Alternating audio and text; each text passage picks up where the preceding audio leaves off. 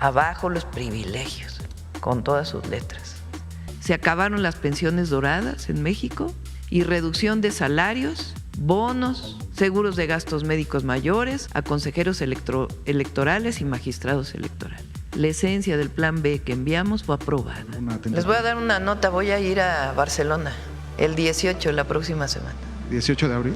Va a haber una reunión convocada fue una idea original del presidente Boric, de gobiernos progresistas, y hasta donde sabemos van a asistir el presidente Petro, el presidente Lula, el presidente obviamente Pedro Sánchez y el presidente de Uruguay. ¿Recuerdan que fui a San Quintín? Ahí se hizo famoso porque me vieron regañando. Algunos diputados, no regañando, sino… Eso tenía el plan A, nada más que no quisieron aprobar. Traer conciertos gratuitos aquí al país, en el caso de Shakira, ¿habría la posibilidad de que trajeran a Bad Bunny o a Manu Chao aquí a México? El exgobernador de esa entidad, Silvano Aureoles, salió del país, probablemente con la ayuda del Cártel Jalisco Nueva Generación. Ya podré informar el Gabinete de Seguridad, pero entiendo que sí había ficha roja. Ficha roja quiere decir que participa Migración, participa Interpol, para que en cualquier lugar del mundo donde esté, en donde haya colaboración, pues pueda ser detenido. Muy bien, bueno, vamos con otros temas. Antes de pasar a las preguntas, ya se aprobó en los congresos estatales el Plan B. Ya son 20 estados. Eso quiere decir que ya es constitucional. ¿Qué falta? Que regrese al Senado para poderlo declarar. Nos lo envían y después lo publicamos en el Diario Oficial de la Federación. Y yo quería decirles 6 grandes logros del Plan B en términos de no solamente lo electoral, sino sobre todo abajo los privilegios, con todas sus letras. A ver.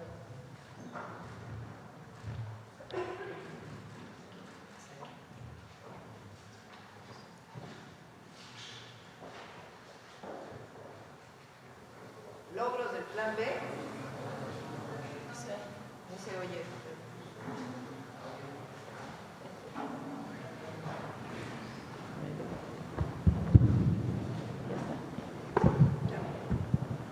Logros del Plan B, abajo los privilegios.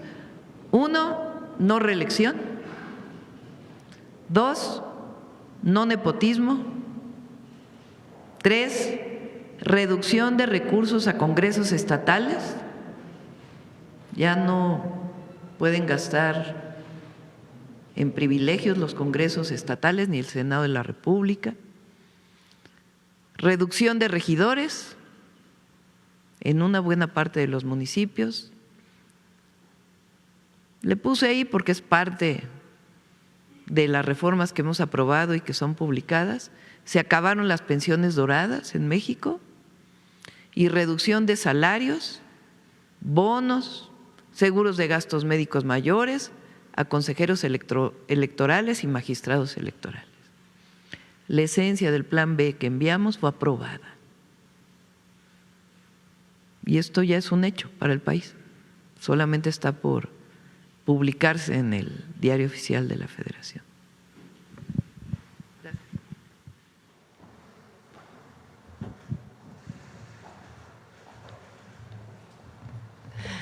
Bueno, ¿alguna otra pregunta? Perfecto, dos últimas preguntas para Grupo Modelo precisamente. Una, ¿qué representa para Grupo Modelo? Bueno, en este caso, si nos podrían exponer, ¿qué representa la industria cervecera en México en lo que es a nivel de creación de empleos? Ya alguna vez ya mencionaron por qué le apostaron al país precisamente para invertir en lo que es en la Copa del Mundo. Pero si nos pueden detallar un poquito los sectores económicos que se les harían beneficiados, ¿cuántos empleos ustedes estiman que directos e indirectos que se crearon o se crearían con este mundial? Eso por un lado. Y por el otro lado, ya que mencionaron ustedes lo de traer conciertos gratuitos aquí al país, en el caso de Shakira, ¿habría la posibilidad de que trajeran a Bad Bunny o a Manu Chao aquí a México? Sería todo.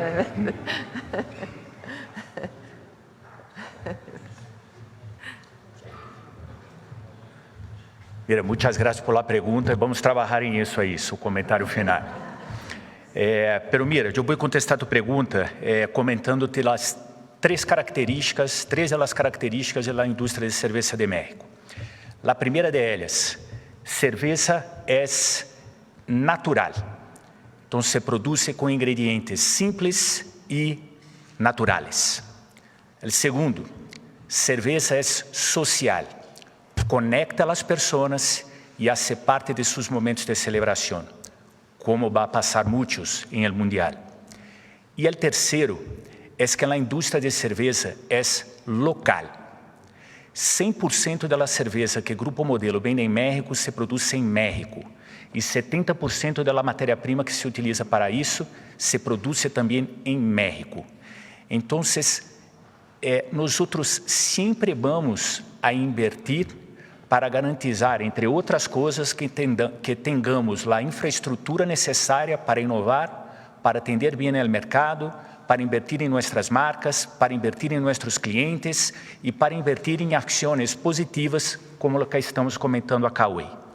Em momento como a Copa do Mundo, já estava em nossos planos, por isso estivemos acá no ano passado, comentando da inversión de 3.600 millones de dólares en este período de 2025 a 2027 para que podamos, junto con toda la sociedad mexicana, sermos los mejores anfitriones que se puede haber en una Copa do Mundo que solamente México recibe la gente y así tenemos otros países ahí, pero conociendo a los mexicanos yo estoy seguro que donde va a haber más diversión seguramente va a ser acá. Así es.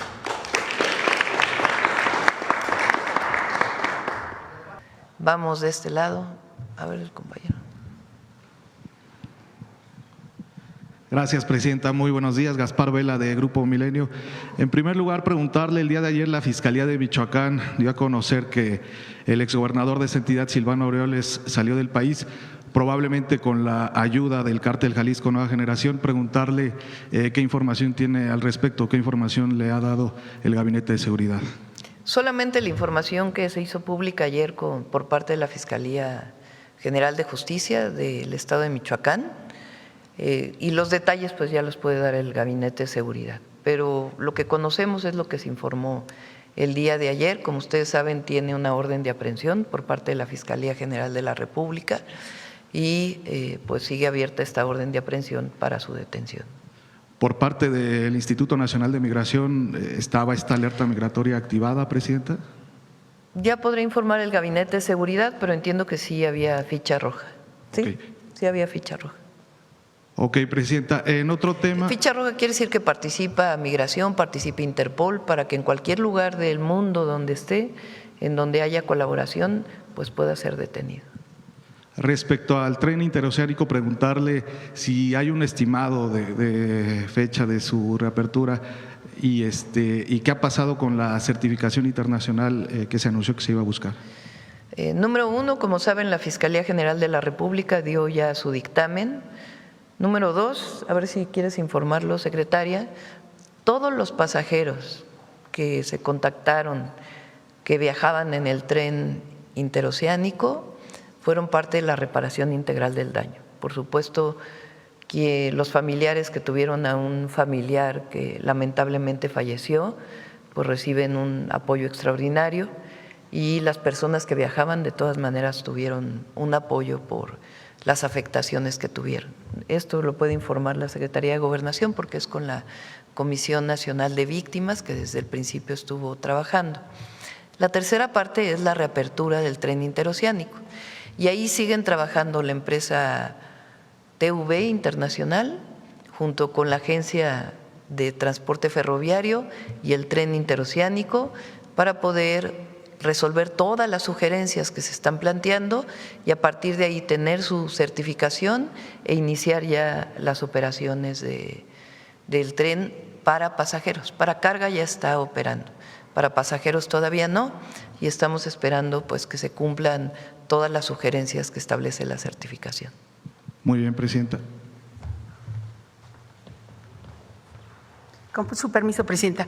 Efectivamente, ya se terminó este proceso de reparación del daño de 225 pasajeros, de los cuales, como saben, lamentando el hecho, lamentando este accidente y dándole siempre la solidaridad a las familias, fueron las 14 personas fallecidas y alrededor de 100 personas que resultaron con alguna herida, lesión, etcétera, unas graves, otras personas pues no tanto, y fueron también personas que resultaron ilesas, a las cuales también pues tuvieron alguna pérdida de un equipaje y lo demás, que también absolutamente a todas se les atendió y hubo reparación del daño. Esto lo hizo la Comisión Nacional de Víctimas, que en coordinación con la Secretaría de Gobernación, con la Fiscalía General de la República, la Consejería Jurídica, por supuesto, las autoridades de la Secretaría de Marina, todos trabajando en cada una de las comunidades, atendiendo no solamente la parte económica, sino también la cuestión médica, la cuestión psicológica, y pues ya se concluyó, digamos, esa parte. Gracias, secretaria. Presidenta, preguntarle también si ya tiene fecha de la gira que había anunciado para Brasil y si tuvo oportunidad de platicar con el canciller Roberto Velasco respecto a la llamada que sostuvo ayer con el secretario de Estado de Estados Unidos. Sí, hablaron, fue una conversación, pues esencialmente el secretario del Departamento de Estado, Marco Rubio, habló para felicitar a Roberto y ahí aprovecharon para hablar de pues el trabajo que se han venido desarrollando. Roberto evidentemente está muy enterado de todo lo que se ha hecho, porque estaba como subsecretario para América del Norte. Entonces, los trabajos para los temas de migración, de seguridad y también temas pendientes que tenemos con ellos, como lo del gusano barrenador, un tema pendiente que tenemos con el Departamento de Transporte, el tema del agua, para darle seguimiento, y también el tema comercial. La fecha de su viaje a Brasil, ¿hay alguna tentativa? Les voy a dar una nota, voy a ir a Barcelona. ¿Cuándo? El 18, la próxima semana. 18 de abril. Va a haber una reunión convocada por un grupo que se formó, a donde había sido invitada y no pude asistir a la primera reunión. Fue una idea original del presidente Boric, de gobiernos progresistas, y hasta donde sabemos van a asistir el presidente Petro, el presidente Lula, el presidente obviamente Pedro Sánchez y el presidente de Uruguay. El grupo, ahora les digo cómo se llama, fue invitada y pues ayer tomé la decisión de que sí íbamos a ir, es el 18. En realidad vamos un día y venimos al otro para poder estar el 18 en Barcelona. Ok, presidenta, muchas gracias. Finalmente, aprovechando que está Gabriela Cuevas, ¿sí ha confirmado algún jefe de Estado su presencia para la inauguración de la Copa del Mundo y cómo fue este proceso de invitación?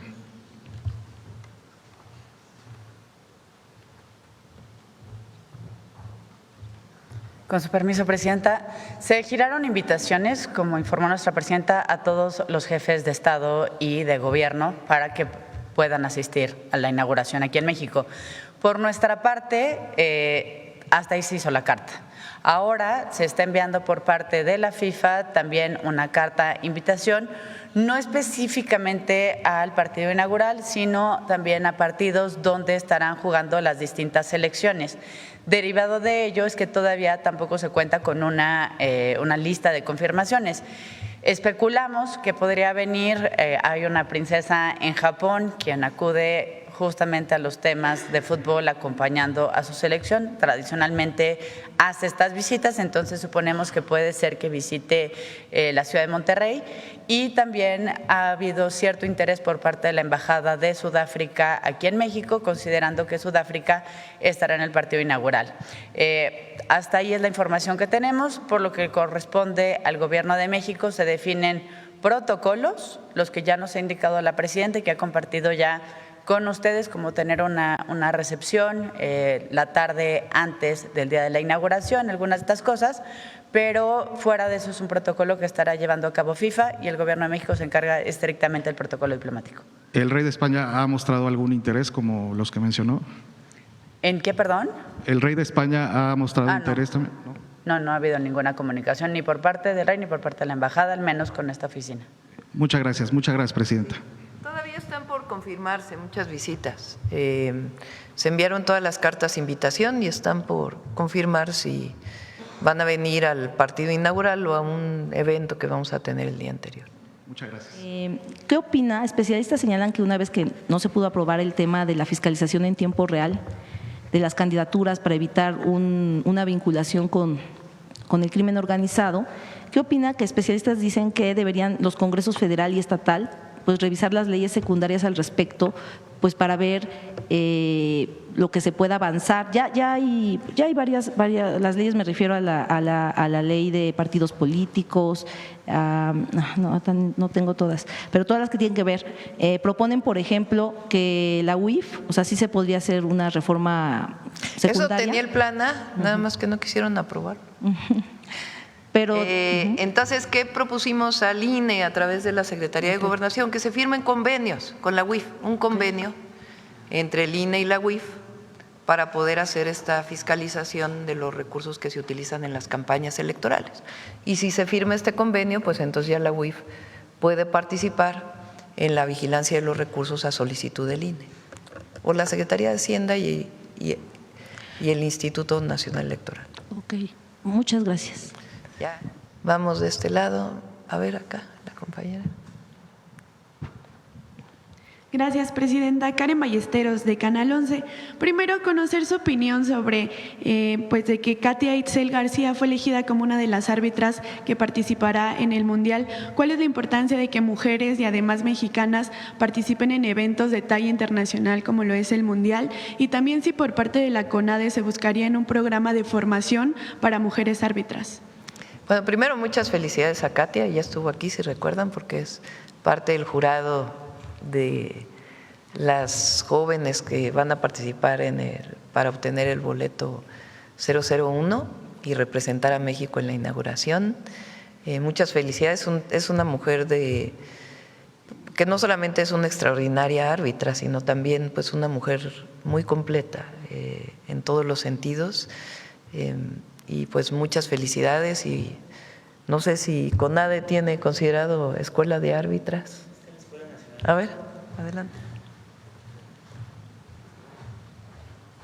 Dentro de la CONADE existe la ENET, que es la Escuela Nacional de Entrenadores, y tenía un tiempo de no actualizarse. Ya se actualizaron todos los programas, de hecho hay muchos cursos en línea y que ya estamos hablando para que con la SEP, para poderlo elevar está en media superior, a que quede en superior.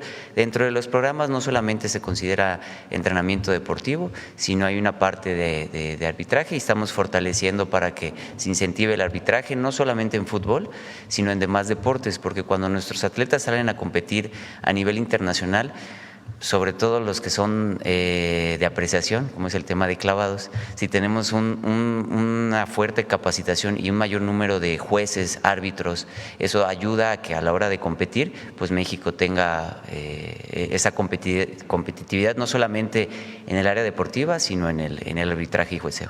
Entonces sí se está buscando justo más participación de las mujeres en el arbitraje en todos los deportes. Sí, por supuesto, en general, no solo en el arbitraje, sino en el deporte en general.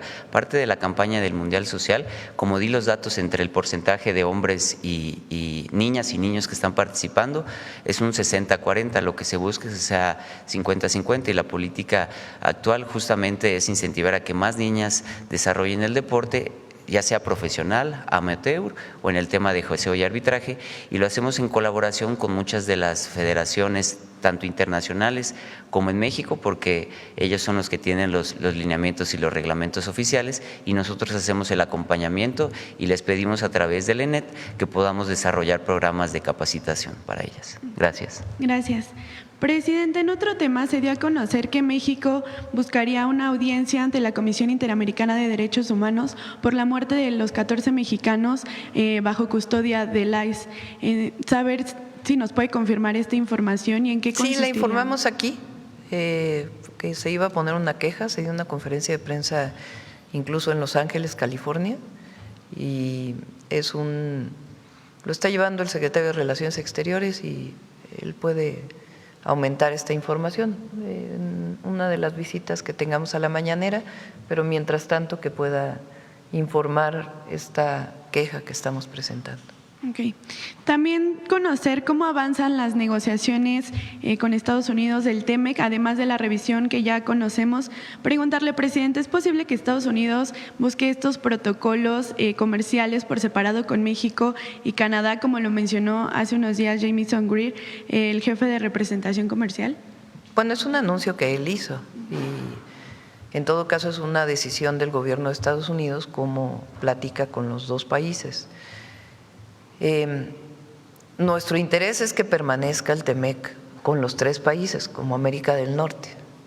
Entonces, que esté Canadá, Estados Unidos y México, porque nos beneficia a todos el que sigamos con el tratado comercial, que se reduzcan los aranceles que existen ahora o que se eliminen los aranceles que existen ahora y además pues que tengamos pues mucho mayor promoción del comercio entre los tres países y del desarrollo. Es la mejor manera de competir con otras regiones del mundo. Ese es nuestro interés y las pláticas pues continúan entre la Secretaría de Economía y sobre todo esta área que se llama en inglés USTR, que dirige el embajador Jamieson Greer. Gracias. En otro tema, también hace unos días dio a conocer que su gobierno trabajaba en un programa de salud mental para jóvenes, para implementarlo en escuelas. Sí, ya lo vamos a presentar, ya está muy avanzado, de hecho ya hay ya hay avance incluso en programas piloto que hemos desarrollado en las escuelas, sobre todo tercero de secundaria y las escuelas de educación media superior. Están por salir las guías, porque van a haber guías para jóvenes, para maestros y para padres y madres de familia, además de la atención y el fortalecimiento de la línea de la vida. Ya lo vamos a presentar, tenemos reunión la próxima semana y ahí ya cerramos el programa, digamos ya todos los lineamientos y ya lo podemos presentar aquí en la mañanera. ¿Habrá alguna fecha tentativa de en qué mes comenzaría?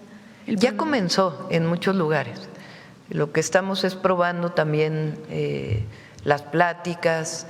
La idea es que haya un día a la semana en todas las preparatorias, al menos públicas, del país donde se hable de la salud mental, se hable de los problemas de las y de los jóvenes. Ya se estaba utilizando esta hora semanal para orientar al no consumo de las drogas y particularmente del fentanilo, pero ahora va a ser mucho más amplio, hablar pues en general de la situación de los jóvenes, lo que enfrentan las y los adolescentes, el uso racional, responsable de las redes sociales. Es un trabajo muy integral, han participado muchísimos psicólogos, profesionistas de servicio social en este programa de distintas instituciones y lo coordina, entre otras, Mariana Pérez Gay, que está en la Secretaría de Seguridad y Protección Ciudadana en el área de prevención, y todo el programa lo coordina Leti Ramírez, que ella coordina los programas especiales. Gracias. Por último, ayer se inauguró el Centro de Atención Integral para Trabajadores Agrícolas de San Quintín. Precisamente como parte de las acciones es expedir este certificado laboral de agroexportación. Saber cómo avanza pues este proceso con el que también pues se buscan condiciones dignas de trabajo para ellas y ellos. Hay una foto ahí de la inauguración, no sé, me la mandó Leticia, no sé si la subió a las redes. ¿Recuerdan que fui a San Quintín? Ahí se hizo famoso porque me vieron regañando. Algunos diputados, no regañando, sino molesta por las selfies y pues lo que consideraba que no era el momento adecuado por lo que estábamos viviendo ahí en ese momento. El objetivo es atender a todos los trabajadores agrícolas de Baja California y después irnos de ahí a otras zonas de jornaleros agrícolas. Las y los jornaleros agrícolas son hombres y mujeres, muchos de ellos de origen indígena o indígenas, que migran de manera temporal o definitiva a zonas del país para trabajar en los campos. Muchos de estos campos se dedican a la producción de productos agrícolas para exportación. Este es el caso de San Quintín. San Quintín produce muchas, las llamadas berries, que son fresas, frambuesas, zarzamoras, frambuesas, ¿no? En fin, frutos rojos, vamos a llamarles así, que sirven para exportación o que se utilizan para exportación, muy poco se consume en nuestro país. Migran personas de Chiapas, de Oaxaca principalmente, aunque también de Michoacán y de otros lugares. Muchos de ellos llegaron allí y ya viven ahí desde hace 25, 30 años. Viven en viviendas precarias y ganan, o su salario no es un salario base, no es un salario diario, sino que se trabaja por producción, a destajo, digamos, por la cantidad de producto que recolectan, por la cantidad de cajas que entregan. Entonces, para la Secretaría del Trabajo, que mucho de la inspección está delegada a los estados, pues ahora lo que instruí, lo que pedí a Marat es que se incorporaran en la vigilancia y la inspección para que cumplieran con las leyes, la Ley Federal del Trabajo, y que tuvieran condiciones dignas de trabajo y salarios justos. Entonces, una parte tiene que ver con esto. La otra parte tiene que ver con vivienda digna, que lo está haciendo SEDATU. Aquí está Edna. Hay un programa muy importante para mejorar las viviendas en la zona. Se le van a dar los apoyos a las y los jornaleros que ya tienen un predio. En otros lugares va a haber regularización de predios para que pueda mejorar la vivienda. La otra parte es educación, que haya suficientes primarias, secundarias, educación media superior, universidades incluso, que todas las escuelas estén bien. La otra parte es salud, acceso a la salud, que se están reconstruyendo lo que eran los hospitales del IMSS Bienestar, que hoy pasaron a ser parte del IMSS ordinario, pero atienden a toda la población. Ahí se está haciendo la inversión en un hospital y también pues en una vigilancia permanente. Agua, con agua también está, y el mejoramiento urbano de San Quintín, de todo el municipio. Entonces, también coordina este trabajo Leti Ramírez, ella coordina estos proyectos especiales. Este es el centro que me comprometí a que se instalara, el Centro de Atención de Trabajadores Agrícolas en San Quintín, para ir a recibir todas las quejas, y ahí está presente la Secretaría de Bienestar. Todas las secretarías del Gobierno de México están presentes ahí para poder atender a las y los jornaleros y a los habitantes de San Quintín. Entonces, ayer se inauguró, ya está inaugurado, ya se está trabajando en el hospital, y pues vamos a regresar pronto también para pues todos los apoyos que requieren las y los jornaleros agrícolas. Una vez que tengamos este programa en San Quintín, vamos, por ejemplo, al municipio de Cajeme, en Sonora, que también tiene jornaleros agrícolas, igual que en Sinaloa. En Sinaloa también hay muchas mujeres y hombres que trabajan como jornaleros agrícolas.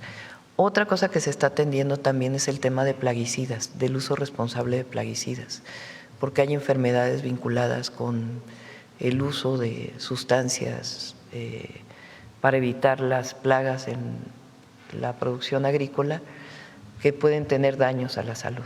Entonces, el control incluso de los envases, de los plaguicidas y toda la normatividad relacionada con ello.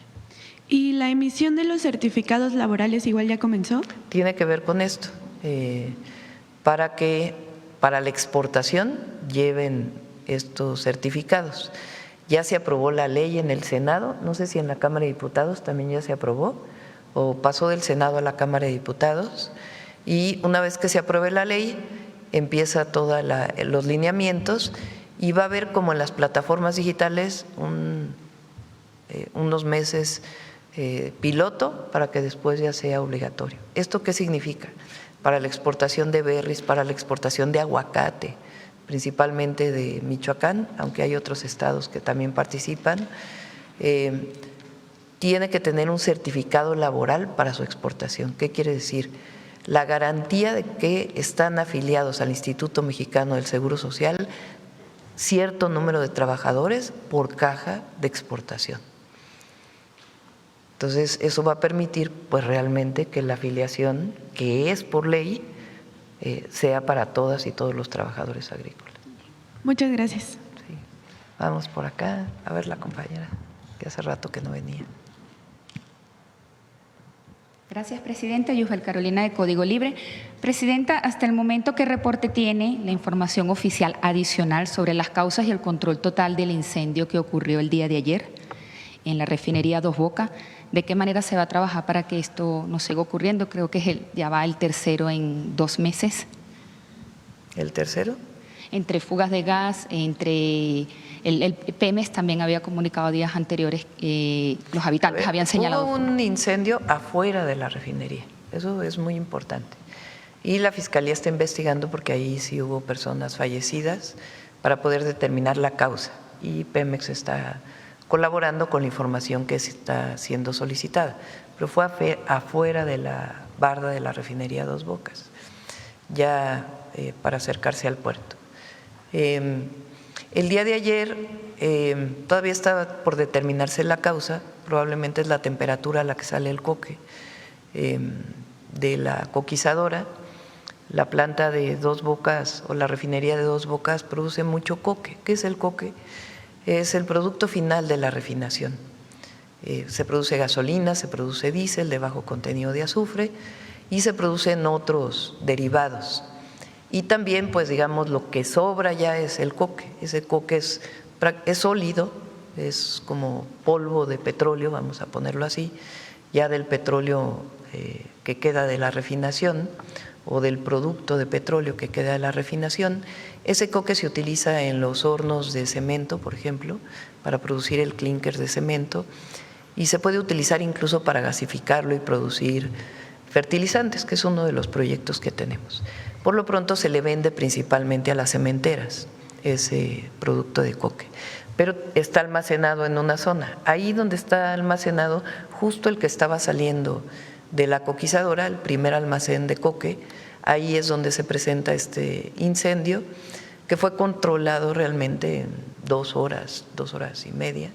De inmediato llegaron todos los servicios de emergencia, que están muy bien preparados, del propio Pemex, Secretaría de Marina, que es quien resguarda la refinería Dos Bocas, y también llegó posteriormente personal de defensa para poder ayudar, y siempre estuvo atento el gobierno del estado, el gobernador May. Se controló, no tiene daños la refinería y afortunadamente tampoco hay lesionados ni mayores afectaciones humanas. Y la causa se dirigió para allá el director de Pemex y el director de Pemex Transformación, junto con el gerente de la planta, para poder pues hacer una primera revisión de cuáles pudieron haber sido las causas, con un análisis técnico para poderlo informar.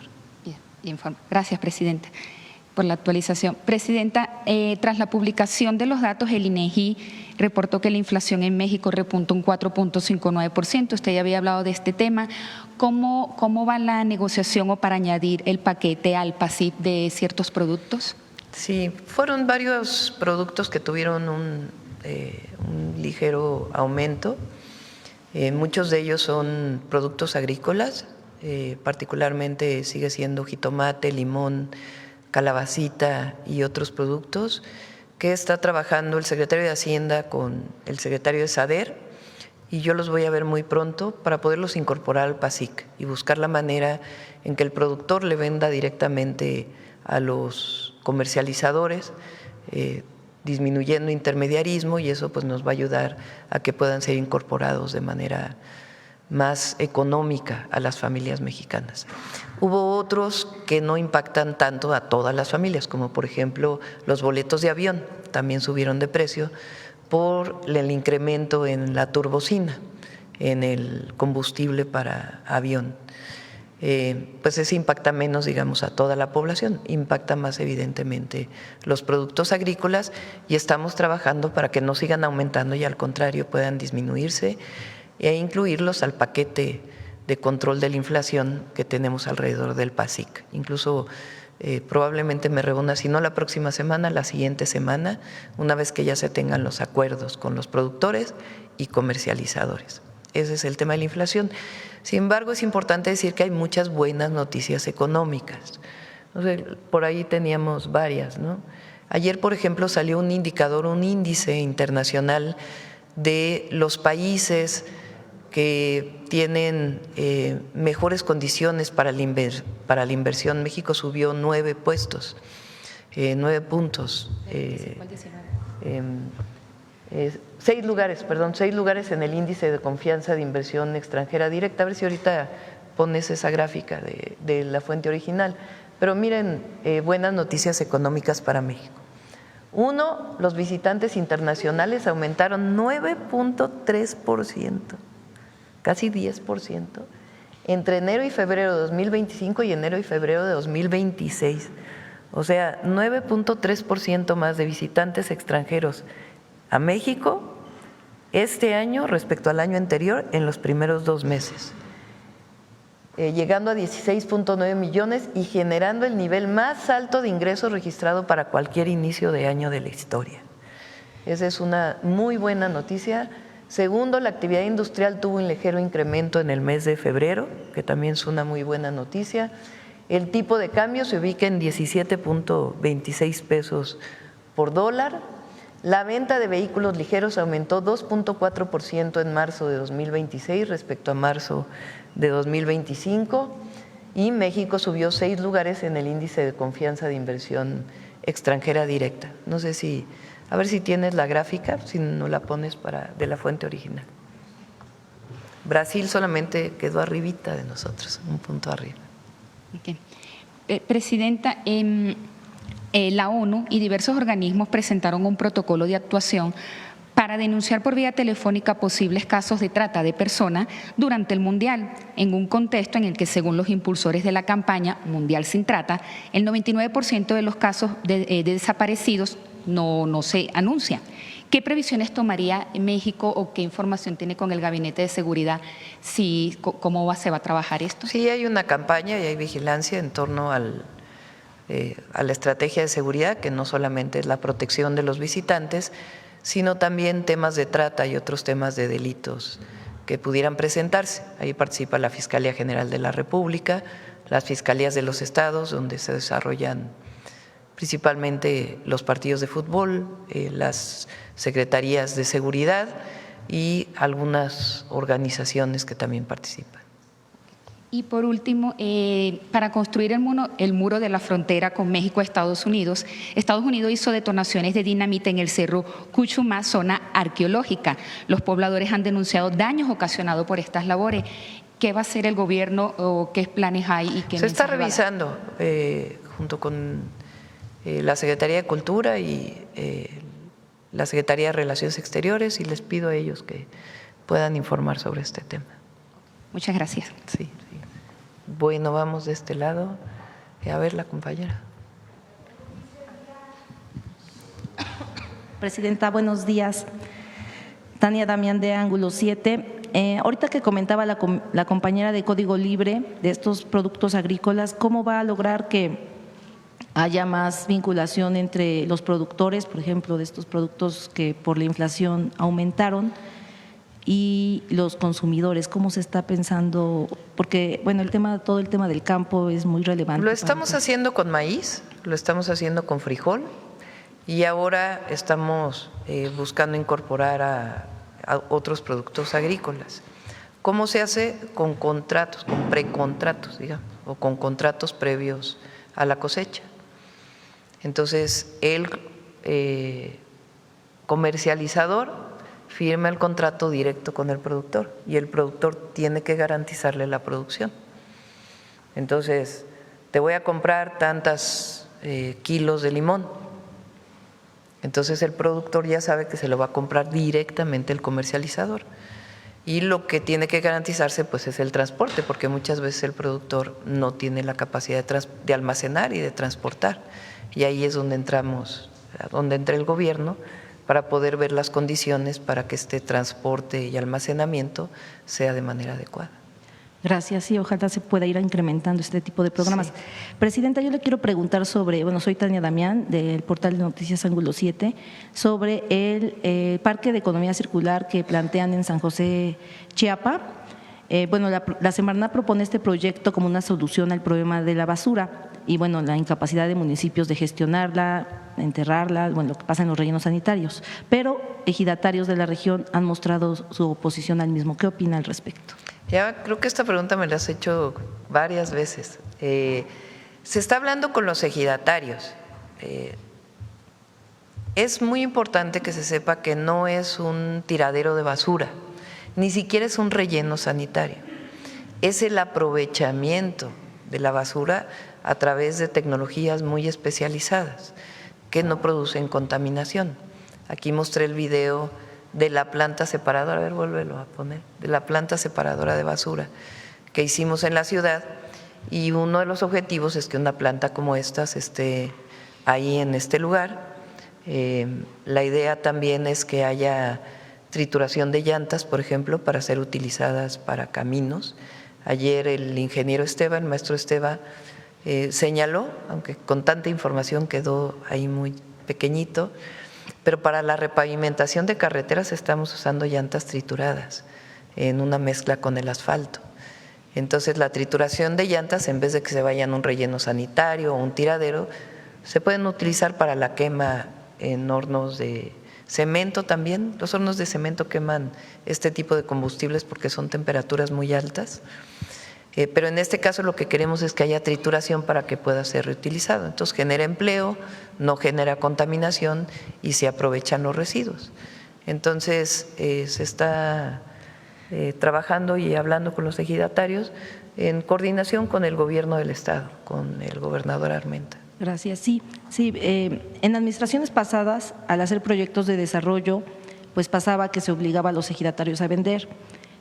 Nosotros tuvimos una mesa de análisis con el subsecretario de la Semarnat y autoridades locales, en donde pues nosotros preguntamos si ya estaban los terrenos, nos confirmaron que sí. Sin embargo, pues nosotros hablamos con algunos ejidatarios que estaban queriendo comprar terrenos en una zona del ejido que se llama El Plano. Preguntar cómo se vigilará pues que no se repitan estas prácticas de Solo es en terrenos estatales. Sí. Okay. El proyecto es en terrenos estatales, no se va a comprar ninguna tierra. Solo son terrenos estatales.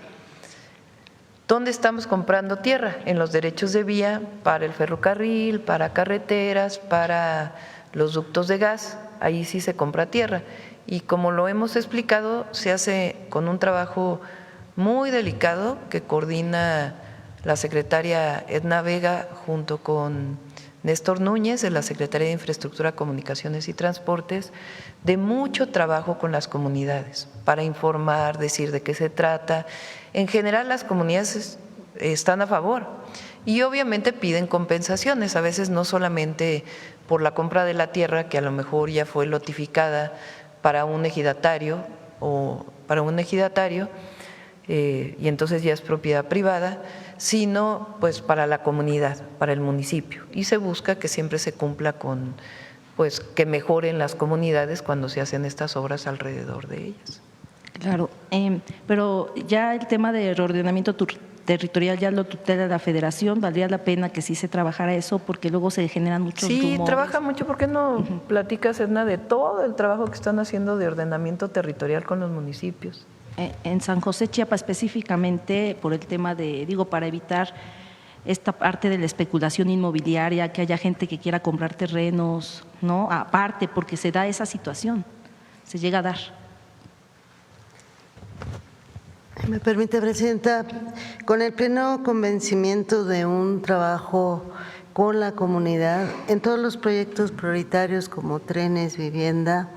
Hay un trabajo cercano a la gente donde se vincula, por un lado, por ejemplo, en el caso del derecho de vía, con un diálogo permanente con las comunidades y con los propios propietarios, Por otro lado, por ejemplo, en el programa de vivienda vinculado con se están elaborando los programas de ordenamiento territorial, ya sea municipal, estatal o regional. En este momento estamos iniciando ya consultas públicas para varios de los instrumentos. Estamos por iniciar el caso del programa de la zona metropolitana de la zona metropolitana de la Ciudad de México, con una gran colaboración. Se suman a las comunidades indígenas con la consulta previa informada, donde están participando en todos estos instrumentos.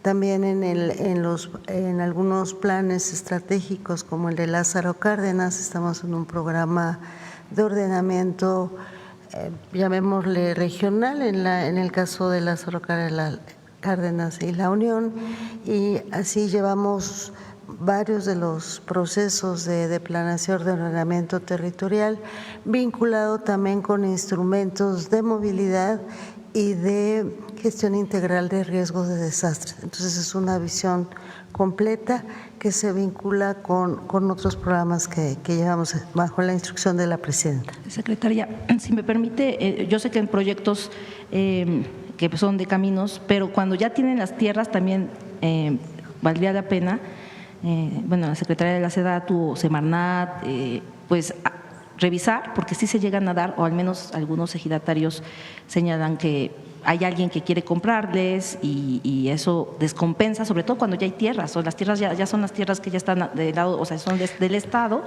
y no necesitan. La orientación más es la siguiente: cuando el gobierno federal, podrá haber también proyectos estatales, pero cuando el gobierno federal tiene proyectos, siempre se acerca a las comunidades que tienen que ver con alguna compra de la tierra y se hace por consenso.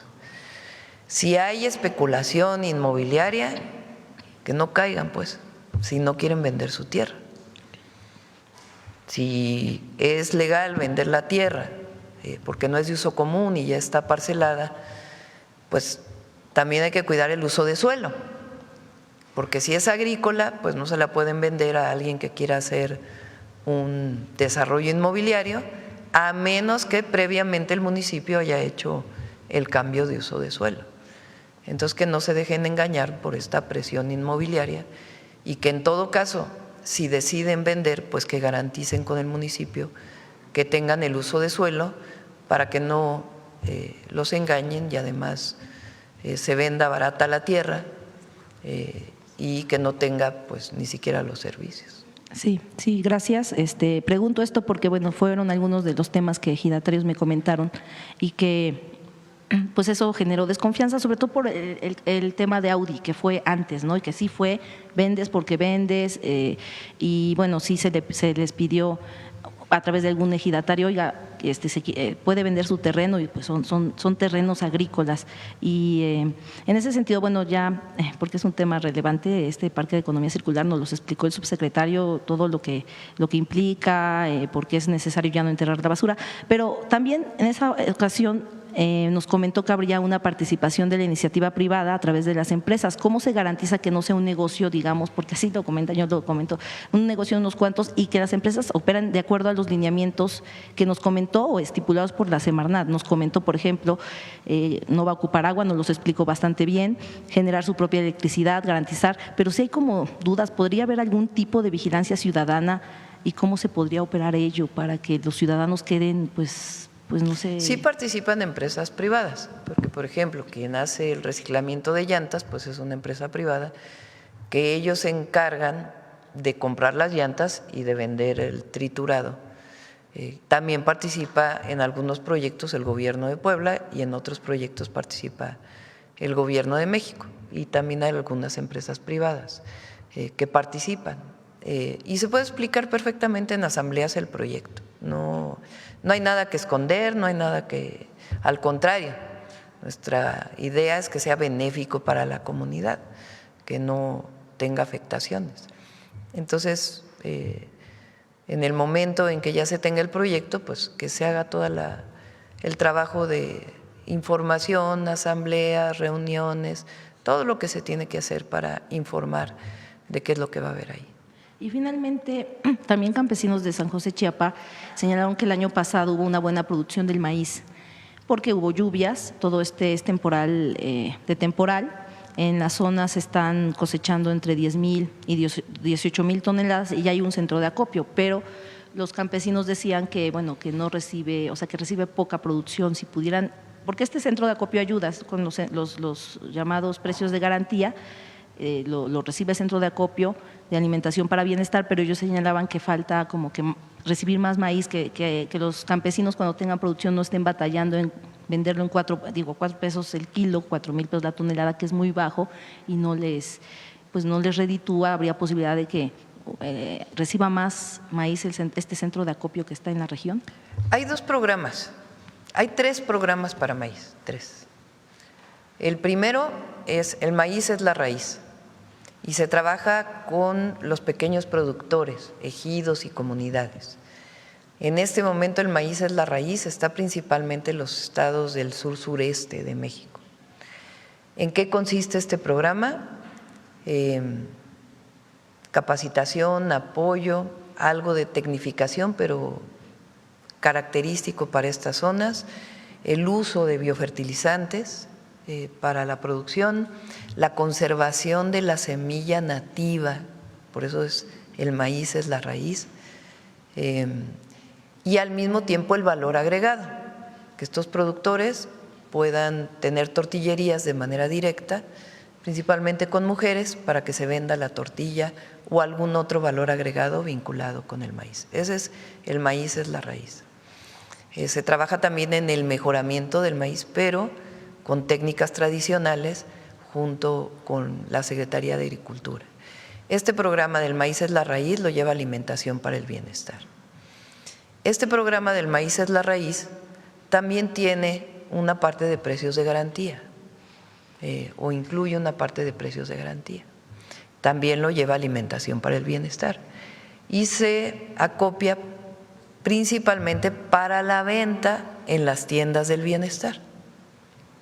Aunque también ahora, si hay más producción, pues entonces se utiliza también para procesarlo y poderlo vender como tostadas o algún otro producto con valor agregado en las tiendas del bienestar. Pero es para pequeños productores. Por otro lado, está el programa que ahora estamos ya por consolidarlo para los productores medianos que siembran principalmente maíz híbrido.